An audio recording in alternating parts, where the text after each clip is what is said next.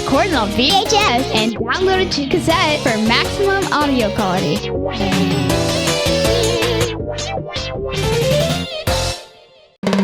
Outer Banks hammocks for the ultimate lay. obxhammocks.com on the web. Savage surfboards since 1982. Know your shaper. All right, everybody, welcome back to Surf Shorts. Today I've got with me Guion. What's up, dude? How you doing, Matt? Good, man. Here, get up on that microphone. Yeah, bud. Yeah, there you go. There you go. All right, man. I think I've tried to get you on the show for like 6 months. Oh yeah, we've been talking for a while. Yeah. You're a busy dude. Got all kinds of angles going. Yeah, man. Let's see. You're a boat captain, and I don't know what you call. I guess you call it a guide, but you're like a professional hunter. Yeah, I do hunting Right? and fishing, and that carries me throughout most of the year, and take a few surf trips in between to keep me sane. Yeah. Oh, yeah, man. That's what I'm missing in my life. I've got a pretty good amount of stuff going on and whatever. I don't make any money, but I'm getting by. Right. But like I'm missing the surf trips. I got too many kids running around the house. You just got to take them on a trip every now and then get you one for yourself every now and then. That's right. I think my plan is Nicaragua this winter. My buddy's like, hey, and I was like, all right, I'm in. We'll just, I don't know. The kids can stay home. I'll spread out a bunch of food across the floor. You know what I mean? Yeah. So you got a million stories. Like I said, we were talking before we started recording, and I remember you going out to Hawaii, like when you were young. How old were you the first time you went to North Shore? That was like 97, 98. It was a long time ago. About 20 years old, 19 years old, I think was the first time I went to Hawaii. That was when I stayed as long as I could possibly stay, and I had enough of Hawaii. Yeah. I mean, they wouldn't take me hunting. Yeah, that's all right. That's all right. Hey, yeah, I mean, it's like, I don't know. It's hard to like fit in and get the waves and stuff. And then I'm just talking about surf, man. It's like, it's next level, like in the winter. Yeah, there's some good waves there. I mean, you can get what you want. You just got to want it. Yeah. You're ready to have it. Yeah. Be ready to have it. You got to be prepared for that. Yeah. Oh, yeah. Yeah. And like, I'm just going to clip around a couple of things I know. I know that this winter, and this isn't going to be the story here right now, people. We're going to talk about something different. We're going to talk about Mexico in just a minute. But I know that we were communicating over Instagram, and you went down to Panama this year, and Ben Gravy showed up. You were there at the same time. Oh, yeah. That was a pretty cool experience right there. Yeah. That was just a good place to go after duck season to go warm up.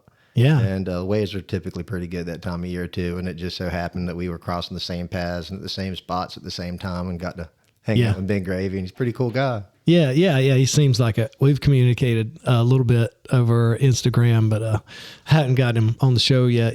I tried to get him on when he was hurt last winter. But yeah, and I saw you, you showed up on his vlog too, on the video. Yeah, you got barreled, a couple of left-hand barrels. There was front side for you. Oh yeah, Bocas is kind of the land of the lefts. There's a lot of good left-handers and a lot of reef waves and good beach break that gets real hollow. And, it's kind of, I like going left and I like getting barreled. So it was a great place to go in February. Yeah, perfect combination. We just happened to run across each other in the same spot, same day. And there were some good waves, man. We got to go trace some waves. And that's cool. Got lucky to get me a clip or two in there. Yeah. Oh, man, I'd be stoked on that for sure. But my clip would be me going over the falls.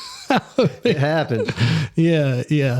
Well, all right. So we're talking about Pasquale's now, right? Oh yeah. And I know some of the amigos you took with you. So dropping on us a little bit, and we try to leave last names out of it. So okay. All right. Gotcha. So it was me and my buddy Mitch and my buddy Joe and my buddy Zach, and it was right before I was about to have my first son. Right, that's Probably a good time. 6 months prior, my wife was a few months pregnant. You knew you had to get something in. I had to get it in now because this is my first one coming. Yeah, for sure. So we went to Pasquale's. What a great surf trip to go on right before you're having a baby and go surf a big giant beach break. Yeah. Well, there's going to be waves though, right? Oh yeah. So we all get together and we're heading out there.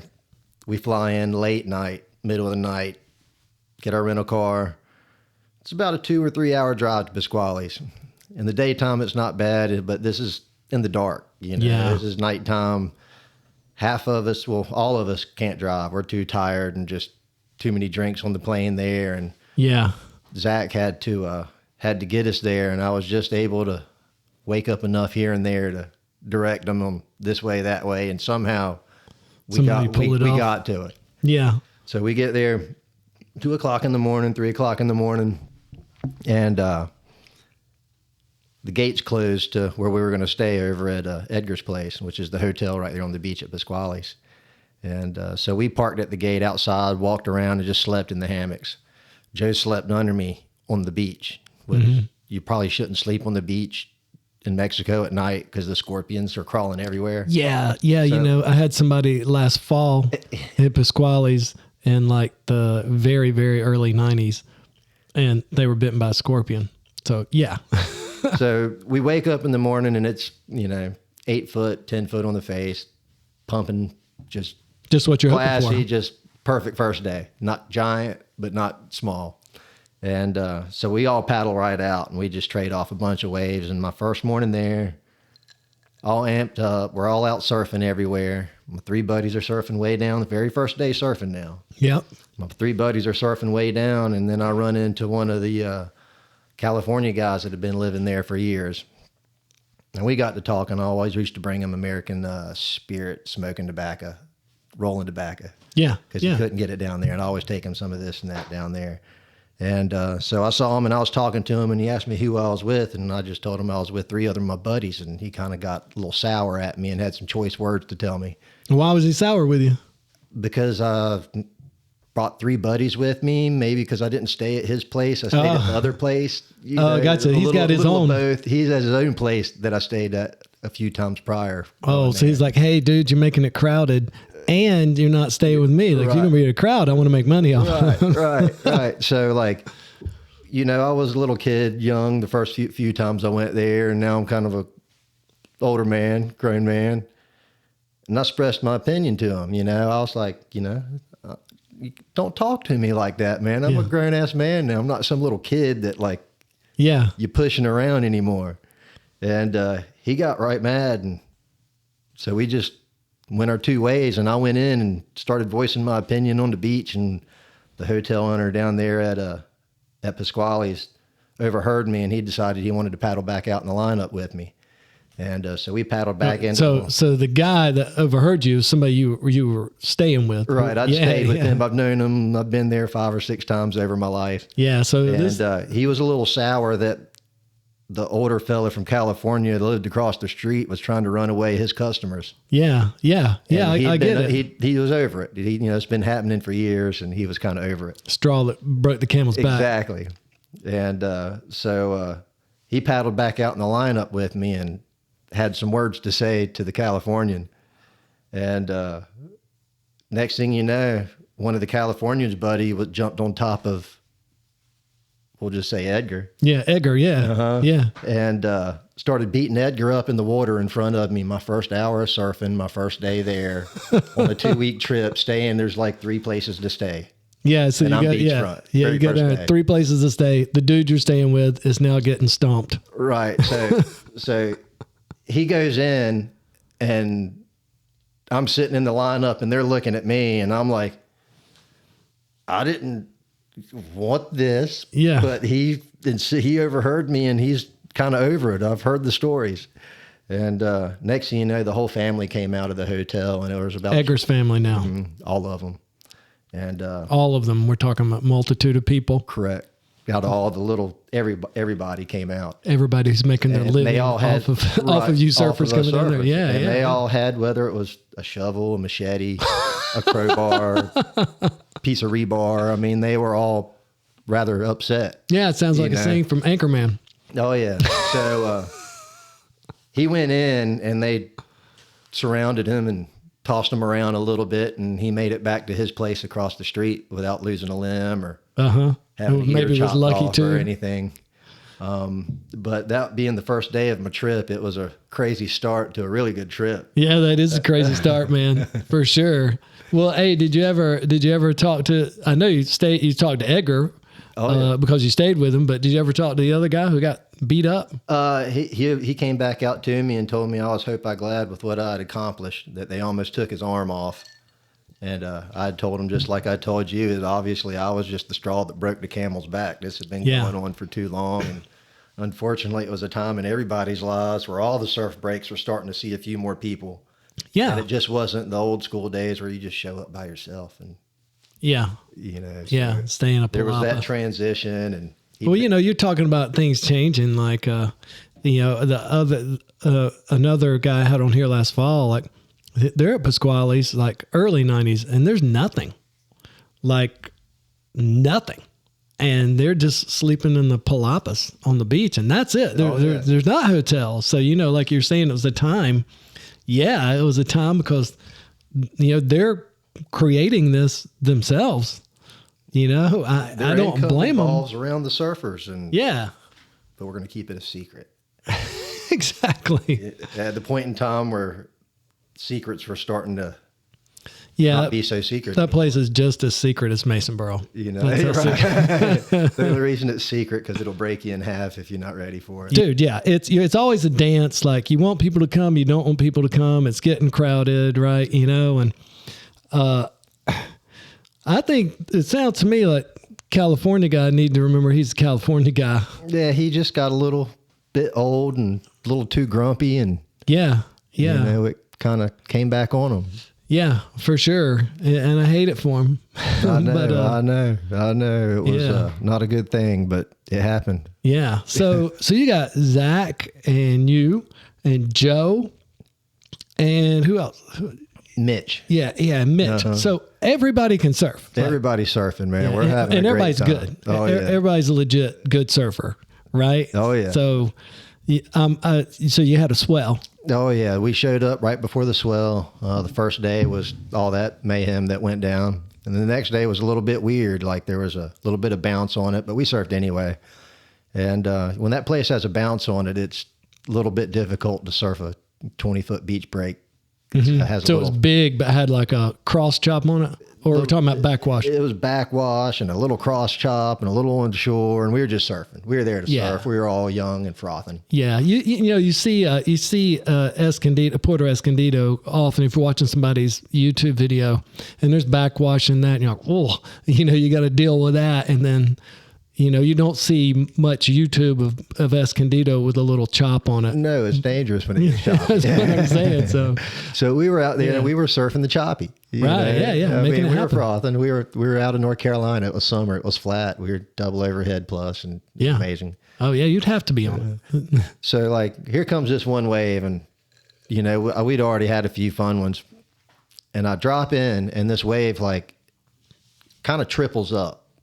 And it forms these humps as I go down the wave where it's like the first hump, the second hump, the third hump, and you hit the bottom and I squared off the bottom as hard as I could. And all three of those humps stacked up to probably 20 foot on the face, maybe a little bigger. Wow. And I was trying to come off the bottom to get in the tube and I just couldn't get off the bottom hard enough. And the lip was like, I was getting detonated on. Yeah. Tomahawk. So I got detonated on, my buddy Joe's on the beach filming.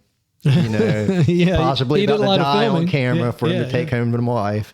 But as I'm probably getting one of the best beatings in my life, I have this premonition, I left my pregnant wife. Yeah. And to go on a surf trip. Yeah. So are you low on air? Are you getting thrashed? No, or just like I'm in the state of weightlessness where you get the lip hits you and you get blown up in the air in the explosion and there's that second or two of abyss where you're like you're like this floating is in fine. space and you're like, oh shit. Yeah. And in that moment, right before, oh shit, I saw this little curly haired boy hanging on to my wife, and this is like 6 months before I had a baby. Oh man. And, I came up, I was able to get my breath.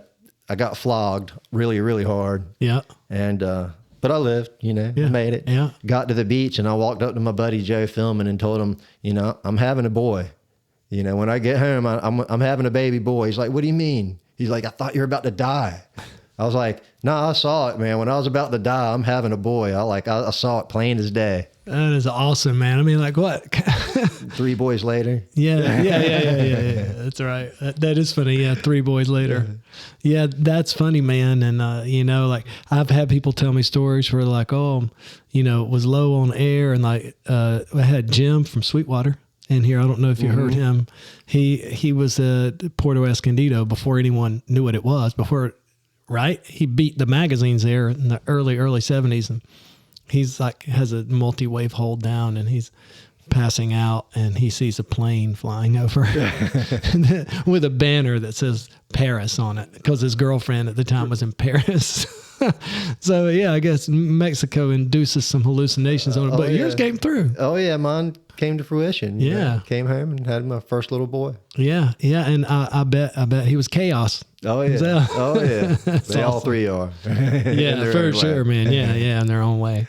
So you guys got good waves. You got some barrels. So after that, it was pumping for a few days, and it got 30 foot, 40 foot to the stage where we just kind of nobody wanted to go out there. So we went hunting for these other waves, and we'll call this wave "Look at That," because all we could say when we found this right-hander one day was "Look at that, look at that, look at that," and it was just this perfect right-hander on this little squeaky sand beach, breaking off this headland with a perfect channel. And we surfed there all by ourselves for about 2 or 3 days while it was ginormous at Pasquale's. Oh man, that's awesome. And it was like crystal clear water, perfect right-hander, just and nobody's there. Nobody's there anywhere. Oh, that's the dream. So we surfed that in the headland. You could sit right there on the headland and watch everybody and just jump right in the channel, and it just snatch you right back out. And oh man, it was just an amazing little session there for about 3 days, and then it got too big for that. We went looking, through the jungle and driving around and looking all over the place, and found this little headland, this little town called what was that town called? Marawata. Okay. And it was just a little headland with an island offshore that was, you know, a decent sized island, but there was about a half a mile gap between the island. Okay. And the waves would come in. It was giant. It was like 60 foot at Pasquale's. It was like scary. Like don't even want to watch it. Don't point. Don't even look at it. Yeah. It's so scary looking. And this wave was like swinging through the islands and coming sideways, and it was kind of like Sebastian's Inlet, but just this weird wedge that pushed through about head high, and just the funnest day ever. And that's great. And that's probably like all the other time of the year, the other 364 days, like you could go scuba diving there or swimming. Right it's like a bay. People go picnic in. Oh yeah. So there's a couple hundred people on the beach, and we're the only 3 gringos anywhere. I mean, there's 4 gringos anywhere is obvious. And so we're surfing with everybody, having a good time. And it was my buddy Zach's turn to be filming. Right. And he wasn't filming, and one of my buddies came in to get on him. Joe, it's got to be Joe. I mean, hey, Joe out there, I feel you. I was the same way when I was making my movies. I was like, bro, you got to film. He came in to get on him for not filming, and it just so happened Zach just jumped in the water and saved some local's life that was drowning, and it just pulled him up on the beach. It was almost more or less doing CPR on the dude on the beach and saved him.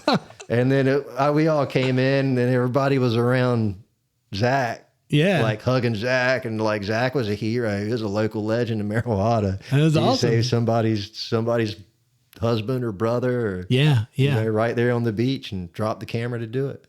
And Joe's like, pick up the camera. Pick up the camera. If y'all listening don't know, Joe made surf videos. Oh, it was amazing. Yeah, he did some good videos back. He really did. Yeah. Yeah, you know, I made some videos, and then, you know, back in the 90s, and it was all VHS and grainy and terrible, just for fun. Wasn't one called Pass the Ball? No, that wasn't me. That was Rodney. Dogs. I was probably Rodney. Rodney It was like made the old Red Dogs video. Palooza. Yeah.